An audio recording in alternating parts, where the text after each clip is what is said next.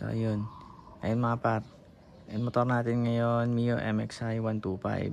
So tuturuan ko kayo kung paano malaman yung error sa pamamagitan ng pagbibilang sa ilaw dito sa dashboard. So start tayo.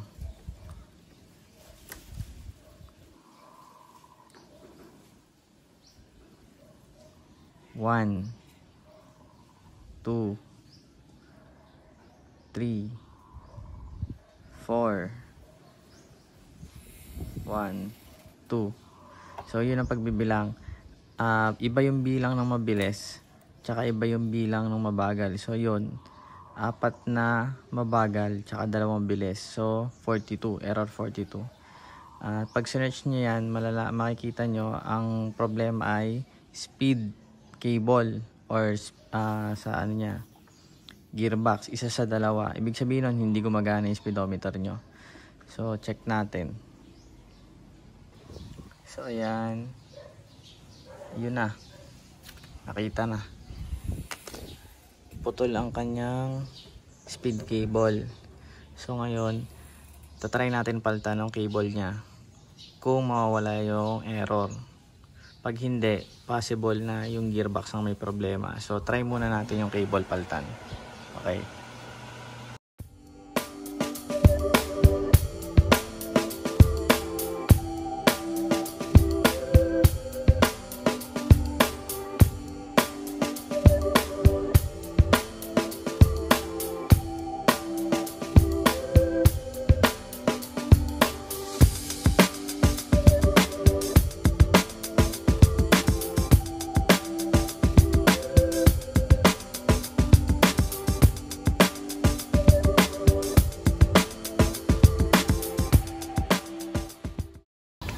So ayan, kung mapapansin nyo, talagang madumi na.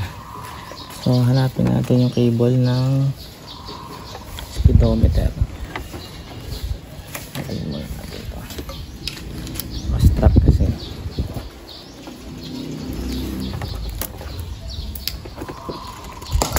So yun, nakatanggal na rin yung cable nya. Hilahin na natin pataas na parang sawa.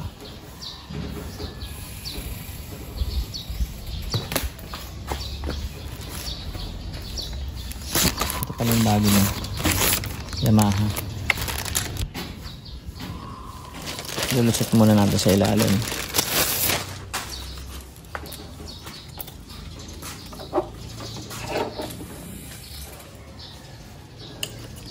Tapos sakay natin ipapasok sa loob. Sa ilalim ng speedometer nyo, ewan ko kung makikita nyo, meron yan dito. Pasok nyo lang, tapos may thread siya. Ingat natin. Ayun lang, ganoon lang siya kadali.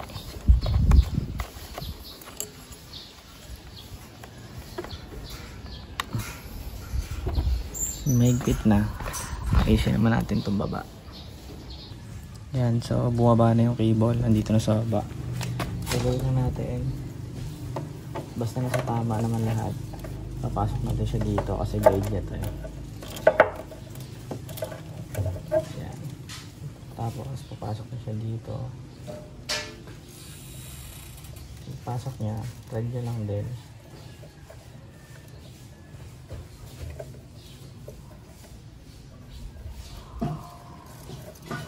Kita nyo ba?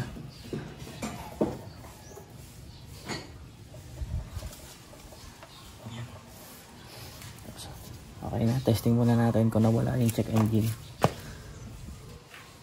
So yun, nakabit na natin yung cable natin na bago. Try naman natin ngayon i-on kung nandyan pa rin yung check engine.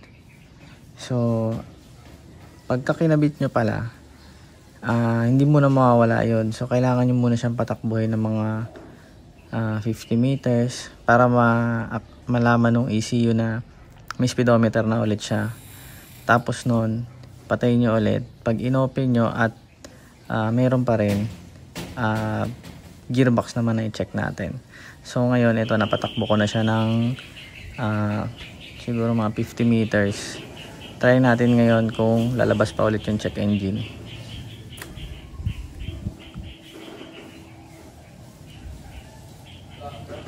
One, two, three,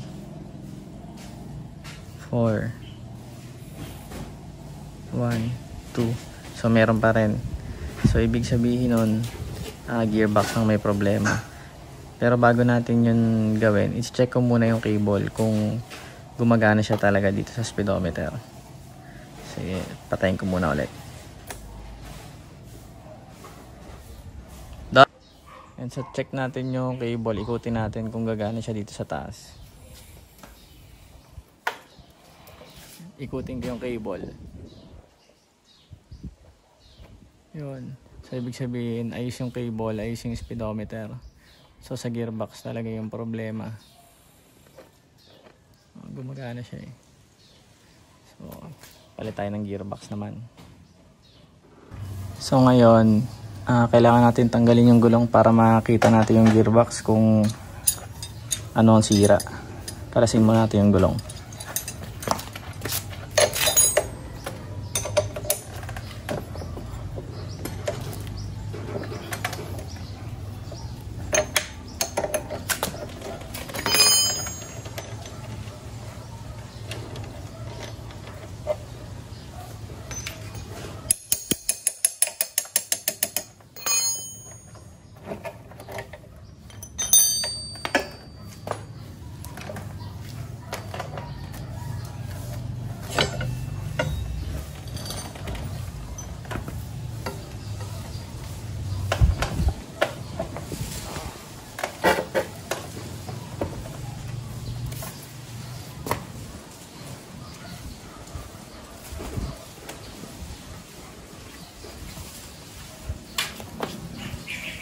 Dahil parang nung flat, parang anong screw.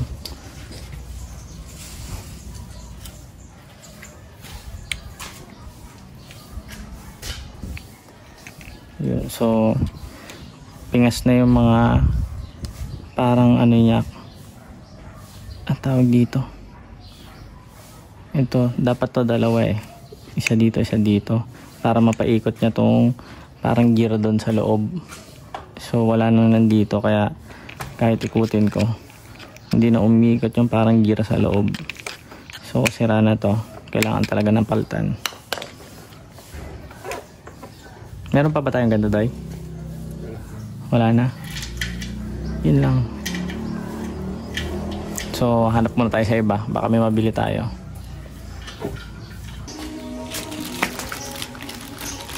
So yun mga tropa, ngayon lang dumating tong bago nating gearbox.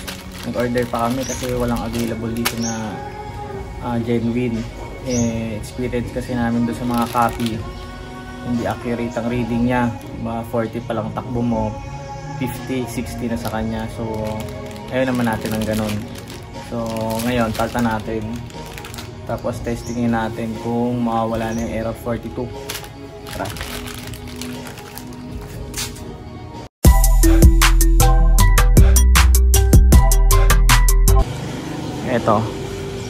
Ito yung luma niyang gearbox. Ito na yung bago. So kung mapapansin nyo, ito dalawa pa yung parang pinakangitin niya. Ito nakapasok to dun sa mags. Pag umikot yung mags, tatama siya dito. Iikot to. Tapos papaikutan niya yung nasa loob na yun. Itong luma, tingin ko hindi niya na mapasok yung, hindi na maabot kasi parang ang liit na nito.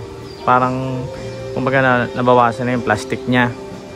Kaya pag umikot to, tingin ko hindi na napapaikot nung mags. Kaya yung parang pinaka-gear niya na yun na mahaba, hindi na rin umiikot. Tsaka yung parang daanan niya ng gear, bungi-bungi na rin. So siguro isa rin yun sa dahilan. Kaya testing na natin tong bago.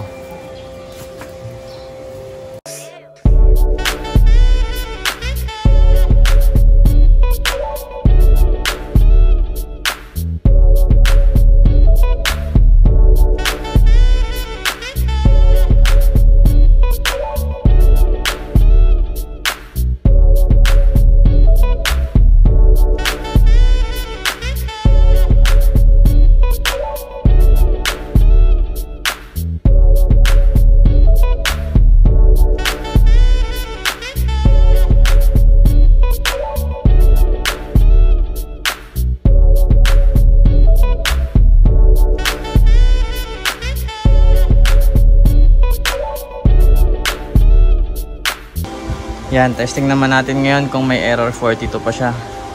Yan ko yung susi.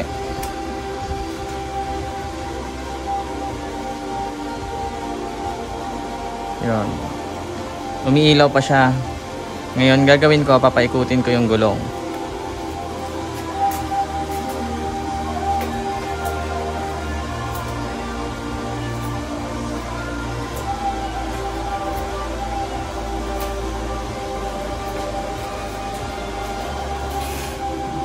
Patayin ko ulit. Pinaikot ko na yung gulong eh.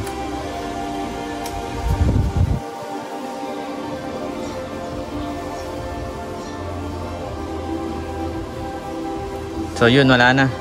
Nabasa na nung ECU na meron na ulit siyang speedometer. So okay na. Error 42. Gawa natin ng paraan. Kayang-kaya kahit nasa bahay lang. Hindi mo na kailangan ng mga diagnostic tool kasi automatic siyang nawawala kapag ka naikabit mo na. Yun. Thank you guys.